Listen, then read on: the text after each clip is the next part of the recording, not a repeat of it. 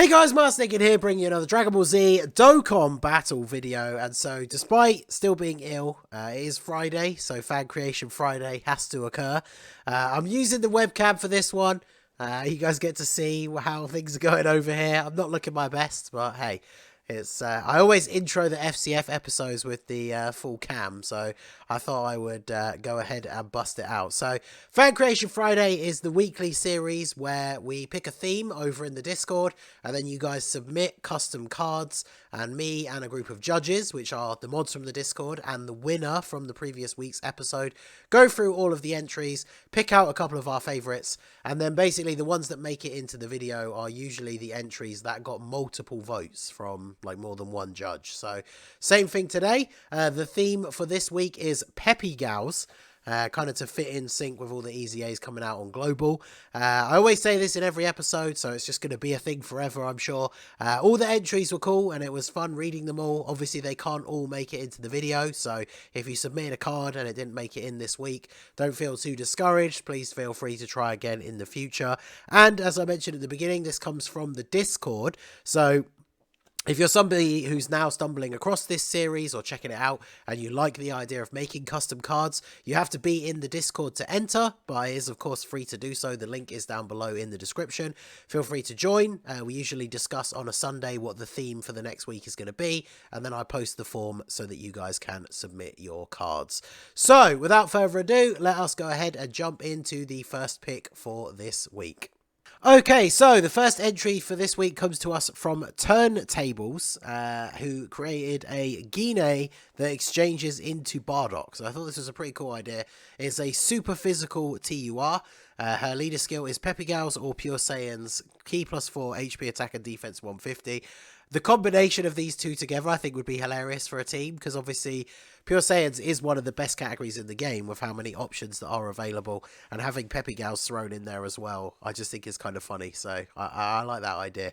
The super attack for Guinea is the Riot Javelin, causes immense damage to the enemy and seals super attacks. Her passive is attack and defense 50% and recovers 15% HP at the start of the turn. Then she gets an additional attack and defense 150% when attacking. So it doesn't have to be a super, but it's when attacking, which means she's obviously not designed to be a slot 1 unit. She does have a high chance to dodge though, so you could obviously take the risk and put her in slot 1, but she's going to gain most of her defense when she attacks. She's also a support unit, gives all allies Ki +2, attack and defense 25%, and then all allies gain an additional attack and defense 15% per attack evaded in the turn up to 25%. So if she gets 2 dodges, she's then giving everyone 50% attack and defense, which is pretty crazy. So you do definitely get a big reward if you take the risk of putting her in slot 1 and then she gets, say, those 2 dodges, because then the units in slot 2 and 3 are going to have that 50% attack and defense buff, which is pretty massive. So very, very good. And then the active skill she can exchange into Bardock starting from the 5th turn, or can be activated immediately when there are no allies whose name includes Goku on the team. So this is an interesting twist on the character specific requirements, being that you have to have the character not on the team rather than on the team, obviously in reference to the whole like beginning of Dragon Ball, the scene that we see in the Broly movie or from like Dragon Ball Minus or whatever. So Goku can't be on the team in order for Guinea and Bardock to be there, which does kind of make sense, right? So, or if you want Goku on the team for longer form events, you can still transform on turn 5. So once you transform into Bardock, Bardock does the final Spirit Cannon, which greatly raises attack and defense for 1 turn, does immense damage to the enemy, and then his passive is attack and defense 150%, additional attack, defense, and chance of performing a crit 50% when attacking. So he has a built-in 50% chance to crit when attacking, which is really good, and then he's also getting the extra buff, but the numbers are reversed, so obviously he would still be decent to run in slot 1.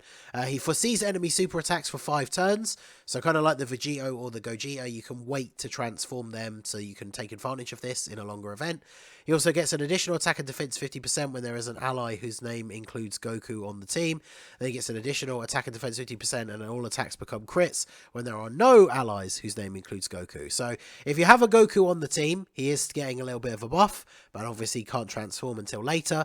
If there's no Goku on the team, you can transform straight away and he still gets a buff and guaranteed crits, which is very interesting. So that would make him very good for like a Pure Saiyans build that doesn't have Goku on the team for something like Super Battle Road, for example.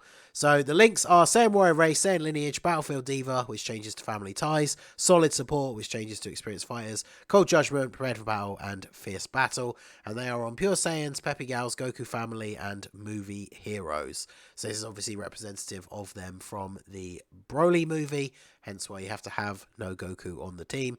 I think this card's very interesting. If this was released, I definitely would be excited to use it. I don't know, obviously it's a TUR. If it came out as like a main banner Dokkan Fest, I don't think necessarily a lot of people would be hyped for it, but I still think it's very cool. And obviously the card itself is very powerful as well. So let me know what you think of this one, and let us move on to the next one. Shout out to Turntables for this entry. Okay, so next up we have the entry from twiggyx, who has brought us a Videl that exchanges into Great Saiyaman. So, World Tournament Tragedy. I think we all know what this is going to be based around. Super Int TUR.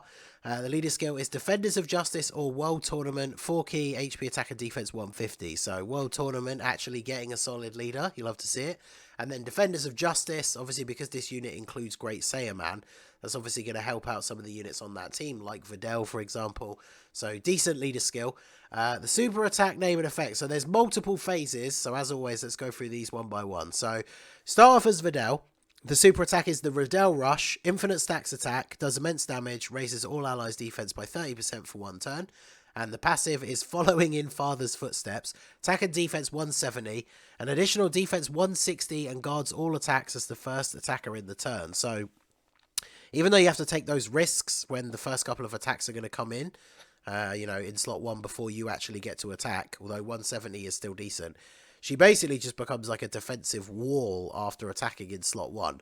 Because that makes her defense, what, like 320% or something, which is pretty wild.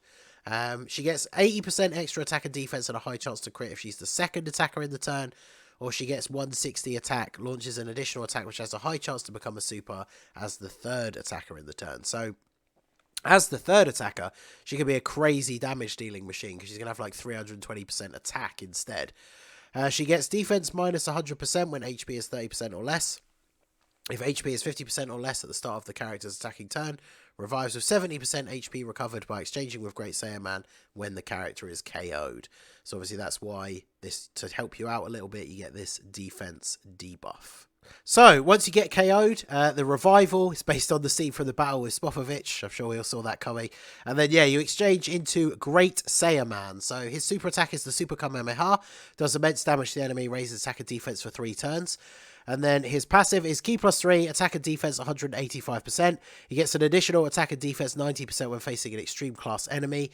Additional attack and defense 58% when performing a super. Great chance to guard all attacks after performing a super attack. He launches an additional super as the first attacker in the turn.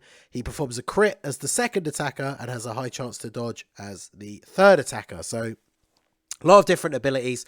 I mean, overall, like, his numbers are just ridiculous. When you're facing an extreme class enemy, you're what? You're at like 275% attack and defense, and then you're getting an extra 58% on super attack. So I would almost go as far as to say that with like a good link partner and a support unit, he's potentially the hardest hitting unit in the game, maybe at this point. Especially if he's in slot 1, he's getting a guaranteed additional super attack. And then after supering, he has a great chance to guard. So, pretty ridiculously overpowered, but, you know, sometimes you love to see that with custom cards. He also has an active skill, so he can transform into Super Saiyan 2, can be activated after the third turn or when facing a World Tournament category enemy. And then once he becomes the Super Saiyan 2 Great Saiyaman, he does the Justice Rush, which is immense damage and raises attack and defense for 6 turns. And then his passive becomes Ki +3, attack and defense 200%, additional 90% when facing an extreme enemy still, and 58% when performing a super. Guaranteed guards all attacks after performing a super attack. Launches an additional super as the first or second attacker in the turn. Gets a crit as the second or third attacker and has a great chance to evade enemy attacks as the first or third attacker. Reduces damage received by 30% after receiving 3 attacks. So, again, I would possibly go as far as to say that once you've transformed into Super Saiyan 2 Great Saiyaman, which is obviously going to be most likely in longer events, because, you know, you have to get Videl killed, exchange into Great Saiyaman, and then 3 turns afterwards, or when facing a World Tournament enemy, but obviously most of the difficult content you're not going to have that. But once you transform into Great Saiyan Man, he's probably the best TUR in the game, right? Like, I know the new physical Super Saiyan 3 Goku is pretty busted, but 200% at the start of the turn, well, 290% if it's an extreme class enemy, 58% on super, guaranteed guard, gets a guaranteed additional super as the first or second attacker, and if you're putting him as the second attacker, both of those are guaranteed crits. So, pretty ridiculous. And after he gets attacked 3 times, he also not only guards, but has 30% damage reduction. So he'll be tanking supers from, what was his typing again? Int. He'll easily still tank like Super Saiyan Blue Evolution Vegeta's super attack in the Legendary Vegeta event. So super busted, and it is kind of funny that he's like a PEPPY GALS character, technically, although obviously leading other categories. He's on Earthlings, PEPPY GALS, Defenders of Justice, Boo Saga, and World Tournament, because obviously the card starts off as Videl, so these are her categories. Videl, in terms of links, has Infighter, Money, Champion Strength, Courage, Battlefield Diva, Cold Judgment, Fierce Battle. Great Saiyan Man has Signature Pose, Kamehameha, Shocky Speed, Hero of Justice, Prepared for Battle, Saiyan Lineage, Fierce Battle, and Great Saiyan Man Super Saiyan 2 has Golden Warrior, Super Saiyan, Shocky Speed, Hero of Justice, Prepared for Battle, Saiyan Lineage, and Fierce Battle. So, ridiculously overpowered unit, very crazy. If this unit came out, even though everybody, like, you know, complained about Videl getting a Dokkan Fest, if this unit came out as it is here on paper, as a Dokkan Fest exclusive TUR, I think people would be pretty excited to summon for them, just to get to see how crazy busted that Super Saiyan 2 Saiyan Man is going to be in some events. So, shout out to Twiggy for this entry, and let us move on to the next one. Okay, so next up we have the entry from miracleweep, which is the, this is a good meme entry. It did get picked by a couple of the judges, and it did make me laugh when I read it the first time. So, in the eyes of the beholder, which is a great name for the card, Trunks GT brackets Bride. So this is from one of the later episodes of GT where Trunks is disguised as a princess. And I tried to find a good image. We were memeing in the Discord about people would think it was hilarious if this particular card made it onto the thumbnail. Unfortunately, I couldn't find any good pictures to actually use, but look it up if you haven't seen what it looks like. It is pretty funny. I don't think technically you could get away with it being on PEPPY GALS because it is still actually just Trunks, but yeah, either way, it's pretty funny. So the GT Trunks brackets Bride, a super physical TUR. Dragon Ball Seeker's leader skill, 3 key, HP attack and defense 130. The super attack is the Victory Rush, raises attack and defense for 1 turn, does supreme damage to the enemy and lowers attack. The passive is attack and defense 120. Dragon Ball Seeker's category allies key +3, attack and defense 40%. Launches an additional attack that has a high chance to become a super and a high chance to perform a crit in the first slot. Changes key spheres of a certain type except physical to rainbow key spheres and a great chance to evade enemy attacks as the second or third slot of a rotation. So very good for support. Creating rainbow orbs obviously very useful on top of the support passive, and having the chance to additional with also crits in the first slot means you could use him for damage as well. No active skill. The links are Royal Lineage, Battlefield Diva, Gold Judgment, Saiyan Warrior Race, GT, Solid Support, Shattering the Limit, and the categories are Vegeta Family, Dragon Ball Seekers, PEPPY GALS, Hybrid Saiyans, Siblings Bond, GT Heroes, and Bond of Friendship. What would this contest be without an April Fool's Day / Halloween free-to-play unit? So, I actually could see it being one of those kind of cards. Like I say, I still don't know if they would actually put him on PEPPY GALS, but I do think that is pretty funny. So, yeah, I like this. The most tasteful episode of the hit anime Dragon Ball GT, Trunks GT Bride, aka Princess Trunks. Yeah, I thought this was very funny. Good free-to-play unit that has a semi-runnable sub-lead and support for Dragon Ball Seekers because it needs it, and orb changing too.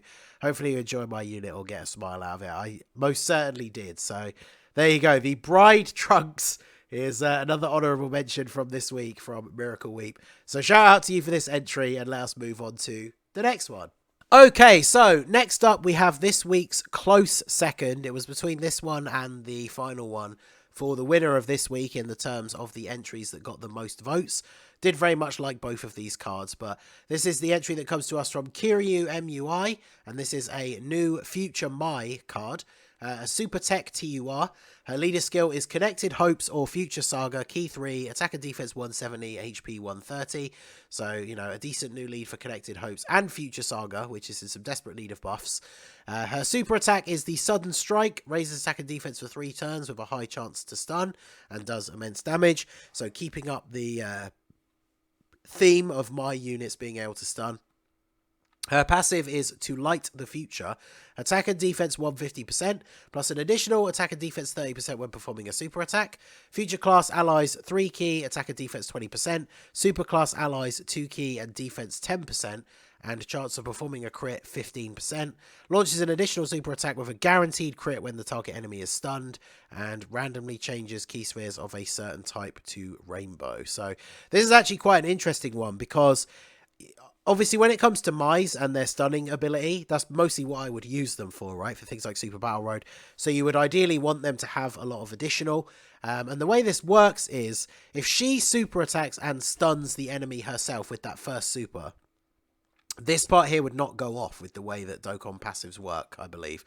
But if she additional supers, after the additional super, this would then proc, because she's attacking an enemy who is actually stunned already. So that's very interesting. You could potentially, obviously it doesn't matter because you're not going to get that stun chance, but it's more attacks for her, stacks on her attack and defense from her super attack effect. So very, very good. And then, yeah, Future Saga support. If it's a super class ally on Future Saga, then they're going to be getting 5 key, 20% attack and 30% defense. So, for example, when like the LR Trunks and Mai get their Easy A, this unit would be absolutely insane, like being run next to them. So she also has an active skill exchange, where she exchanges into Super Saiyan Trunks on turn 5 or when HP is 60% or below. So again, for Super Battle Road, this would obviously be very useful, because you can quite easily do this even in like the first turn of a second or third fight. So you exchange into Super Saiyan Trunks. His super attack is the Gallic Gun Slash, raises attack and defense for 3 turns, has a high chance to crit. Key +3, attack and defense 80%, an additional attack and defense 5% per every Future Saga ally on the team, max of 30. Medium chance of performing a crit when performing a super attack. So his super attack effect is already got a high chance to crit. And then from his passive, he has a medium chance to crit. So this guy's probably going to be critting like basically all the time, right? Medium chance of launching an additional super. Attacks effective against all types when there is an ally named Vegeta on the team, excluding like Junior Baby GT. Guards all attacks when facing an extreme class enemy. Launches a guaranteed additional super when facing a Future Saga enemy. Super class allies key 3, attack and defense 30%. Randomly changes key spheres of a certain types to rainbow. So this guy would be absolutely crazy for Future Saga Super Battle Road, because obviously you always fight extreme enemies. In the final stage, you're fighting against Goku Black and Zamasu, who are extreme and Future Saga enemies. So he's going to be getting a ton of buffs, additional super. His attacks are pretty much all going to be crits. And in turn, with the way Mai's kit is built, you would want to build this guy with additionals anyway. So that's why I like giving him crit as a built-in ability, because you want Mai to have a lot of additionals and not crit anyway. So once he changes over into being Trunks, he's not then hurt by the card being very additional heavy in the hidden potential system. So I really like that. So the links: Battlefield Diva, Brainiacs, Cold Judgment, Solid Support, Dismal Future, Courage, and Fierce Battle. Battlefield Diva changes to Super Saiyan, and Brainiacs changes to Golden Warrior for Trunks. PEPPY, GALS, Future Saga, Time Travelers, Revenge, Earthling, Battle of Wits, Connected Hope, and Entrusted Will. And he also put, for the additional info, there would be a side Vegeta that would be with this unit, because obviously definitely benefits from this. And we have like the Tech Easy A Super Saiyan Blue Vegeta, who's a support unit who you could run on the future team. I like the Int Super Saiyan Blue Vegeta as well for Super Battle Road because of his abilities, but definitely would be due a new one from this saga to run with this card. So I like that being factored in as well. So very, very good entry. Shout out to Kiryu for this one, but let us move on to the winning entry for this week. Okay, so here we are with the winning entry for this week, which comes to us from Patrick Starr. And this is Tuffle Possession, Bulma Possessed GT, and Bra Possessed GT. So Bulma and Bra, or Bulla if you're going by the like global translation, possessed by Baby. This is a card that I've talked about a Bulma Possessed GT card before. I think it would be a very good buff for things like Corroded Body and Mind. So we'll go through the details here. Extreme Int LR. So the only LR entry that made it to the final here, and it's not Extreme Tech, so let's go. The leader skill is Corroded Body and Mind or Join Forces, 4 key, HP attack and defense 150. The super attacks, so the 12 key is the Possessed Beatdown, raises attack and defense for 3 turns, does colossal damage to the enemy. The 18 key is the Evil Explosion, which is greatly raises attack and defense for 1 turn, does mega colossal damage to the enemy with a high chance to stun. And then they have a unit super attack, which is the Tuffle Revenge, temporarily massively raises attack, massively raises defense for 1 turn, and causes mega colossal damage to the enemy, and performs a guaranteed crit. The condition is can be activated when there is an ally that includes Baby Vegeta on the team. Activates on both supers. So I don't think we have... I think the only LR we have in the game that has a unit super is on the 18 key super specifically. So this is very interesting because obviously that makes them very powerful, that you only need to get 12 key with a Baby Vegeta on the team in order to do the unit super. So very powerful. The only thing I would say is obviously you do lose out on the stun chance by having the unit super. So if you were doing Super Battle Road, for example, but obviously in pretty much every other factor, the unit super is much better. So very, very strong. The passive, Lord Baby's Ultimate Revenge, key +6, attack and defense 66%, and then an additional attack and defense 6% and key +1 per attack performed, up to 66 and 6 key. Performs an additional super when facing a GT Heroes or Pure Saiyans category enemy. Additional attack and defense 66% when there is an ally that includes Baby on the team. Additional dodge chance 66% when there is an ally includes Baby attacking in the same turn. Corroded Body and Mind category allies key +3, attack and defense 40%. Characters that include Baby, attack and defense 10% in addition. And then nullifies key-based super attacks fired at this character. So this is very interesting because obviously this would include units like Baby Janemba as well. So this card could be very good. Even when fully built up, their stats are not necessarily super high unless you have a Baby on the team. But they are giving support, which they do also get. So, I mean, even from turn 1, they're at what? This is 66 per attack performed, so they'll be doing their first attack and they'll get 1 buff. They're also getting their support passive. So even on turn 1, with their first attack, they're at like 112, and they can obviously build up more than that. And then, of course, they... if Baby is in the same turn, 66% chance to dodge, which is obviously very good. Makes up for the stats not being super high. So very, very powerful. They have an active skill. The Nightmarish Scientific Plan stuns all enemies for 1 turn. Can be activated when facing Pure Saiyans or GT category enemy. I mean, this is very, very good. Very powerful. You know, if you have a unit on the team, so you're getting the unit super... for something like Super Battle Road, the fact that you now can't stun with the super attack because it becomes the unit super, you have this to use instead, which obviously this is very, very powerful. The links are Thirst of Conquest, Coward, GT, Loyalty, Hatred of Saiyans, Fierce Battle, and Legendary Power.